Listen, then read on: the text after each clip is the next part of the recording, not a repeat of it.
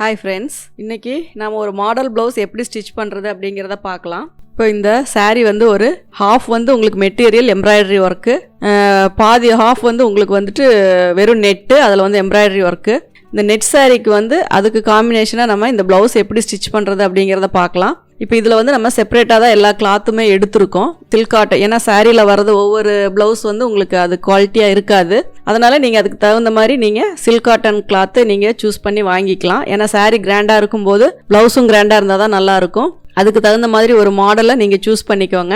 அதுக்கு என்னென்ன மெட்டீரியல் உங்களுக்கு பிடிச்சிருக்கோ அது கலர்ஸ் மட்டும் மேட்சிங் பார்த்து நீங்கள் வாங்கிக்கோங்க. மேக்ஸிமம் இந்த மாதிரி நெட் சாரி வர்றதுக்கு எல்லாமே உள்ளே வந்து எக்ஸ்ட்ராவாக அட்டாச் பண்ணுறதுக்காக ஒரு கிளாத் கொடுப்பாங்க. அதை வந்து நம்ம சாரியில் அட்டாச் பண்ணுறது கொஞ்சம் கஷ்டமாக இருக்கும். அதனால் நீங்கள் அதை தனியாக வந்து இன்ஸ்கர்ட்டாக நீங்கள் ஸ்டிச் பண்ணிக்கோங்க. அது ஒரு வந்து சாட்டின் கிளாத் மாதிரி இருக்கும். மற்றபடி நீங்கள் வந்துட்டு இப்போ அது ப்ளவுஸ் எப்படி ஸ்டிச் பண்ணுறது அப்படிங்கிறத நம்ம பார்க்கலாம்.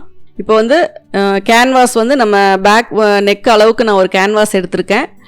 ப்ளவுஸை வந்து நான் சில்க் காட்டன் கிளாத்தில் பேக் போர்ஷன் கட் பண்ணி வச்சுருக்கேன்.